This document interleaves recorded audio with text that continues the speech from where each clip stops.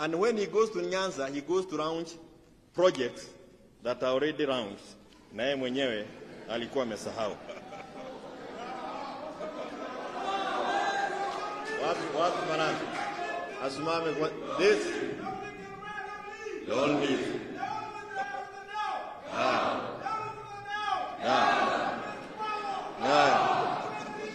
Yeah. Haya, mambo mawili matatu.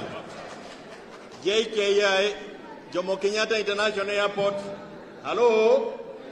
Imeuzwa bila bunge kuulizwa, hata sijui kama wangeulizwa wangejua, lakini iliuzwa. Ruto ameuza. We want to tell those who bought, be very careful. When we come to power, we will not recognize that sale. Hii ni barabara kule Kisii. Ruto was there launching it 2 weeks ago. Inapita pale inaitwa Ragogo, inaenda mpaka Nyakoe. RW 652. RWC 652. This road, the other contractors are in court. The contractor on site does not have a contract. He is the highest bidder. His bid is higher by more than $1 billion. He had 2 companies bidding for the same road. So he ensured that one bid was higher than the other one. And the third one, who is a foreigner to the other 2, was denied an opportunity to do the road with a lesser figure of 1 billion shillings. Hiyo 1 billion imeshakuliwa. Contractor ako site. Hana contract. Hii kitu iko kotini. The courts have said, and they have told the director of roads, your work is to save public funds. Be very careful, because this can get you in trouble. Hii tutasukumana naye, na sio kwa sababu tuwatupendi watu ya Kisii, lakini tunapenda Kenya. Lazima tuokoe katiba na tuokoe Kenya. Hii barua naye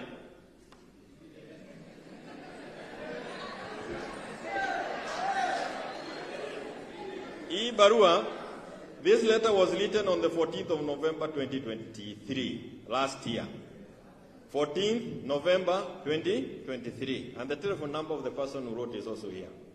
It is in regard to a lady called Wairimu Mwangi. And her ID number is here 7185 2134. Hold it. Now, it is difficult to salimia this one. I'll tell you why. Wairimu died last year. She is an old lady. She died when she was undergoing treatment at Kenyatta National Hospital. She left a bill of 1.406 thousand. The family has no capacity to raise a coin. She is still at Kenyatta mortuary. 1 year later, the family has not buried Wairimu.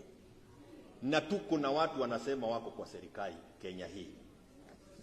They have tried all they can, but they cannot reach anybody.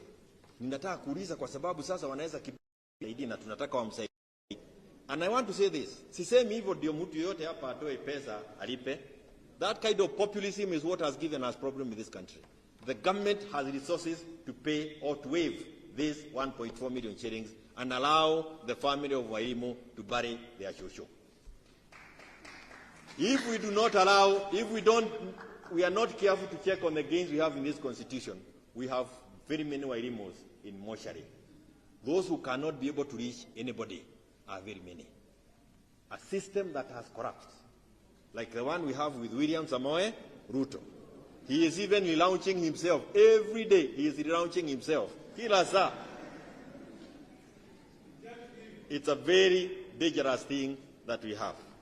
If we do not fight for the multi-party democracy that we thought we got it when we had the constitution, pia tuko na shida. I'm saying all these things kwa sababu pengine Wamaru walikuwa wamesahau.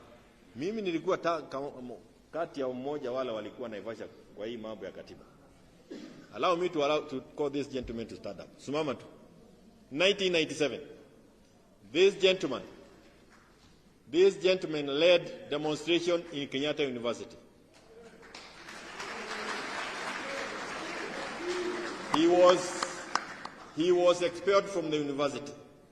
It is our leader, opposition leader, Stephen Kalonzo Musyoka, when he became the Vice President of the Republic of Kenya, who put him back to the university. The reason why he was being expelled, long live. The reason why he was expelled, as I finish, was because he led the demonstration, because my own nephew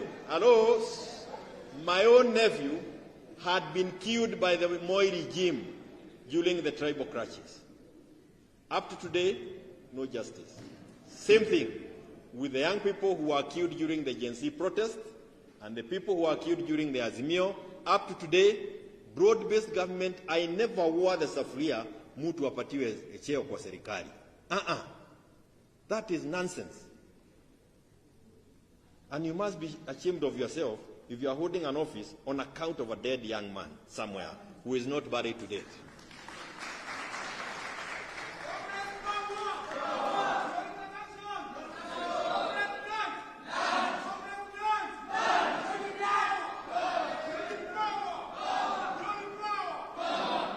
Asante comrades. Asanteni sana, asanteni sana. Well done. Sasa tumefika kilele cha mkutano wetu, na kabla tujaleta mgeni wetu wa heshima, sababu baada ya the panelists we'll have some resolutions. As I said, under Article 3 of our Constitution, it is our patriotic duty to defend our Constitution. Wale wote muko hapa, muko tayari tulinde katiba yetu? Wangapi wanasema tuokoe katiba Kenya? Nione kwa mikono. Wangapi wanasema tuokoe Kenya? Hebu nione mikono.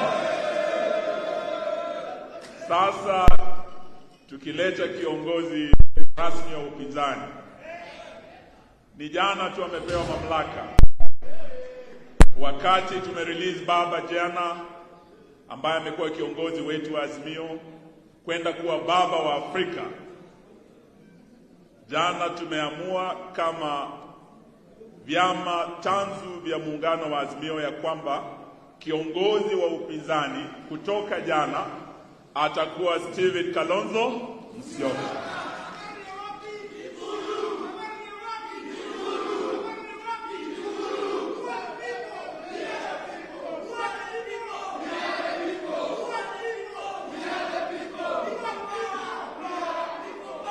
Na la pili, sababu ni mara yetu ya kwanza kukaa na Gen Z, sisi jana tumeamua pia ya kwamba hatutajiunga na serikali ya Zakayo ambayo bado inaongeza ushuru Kenya. So Mheshimiwa Kalonzo, ukija mbele ya vijana hawa mashujaa, hawa wazalendo, these young people achieved much more than we did last year. Sisi wazee, sisi tulijaribu mwaka jana, hata CBD hatukutoboa bwana. Maandamano the whole year, the farthest we came ilikuwa hapa Jivanji Gardens. Lakini ninyi Gen Z mlitoboa mpaka kwa kiti cha bwana speaker saa Wetangula ndani ya bunge. Na mimi nasikia ya kwamba hata mlikuwa mmekaribia samu ya hapa. Jamaa hakulala usingizi bwana, akasema hiyo gate imefungwa sawa sawa. Usiku akaamka akasema hebu angalia gate A iko sawa. Hawa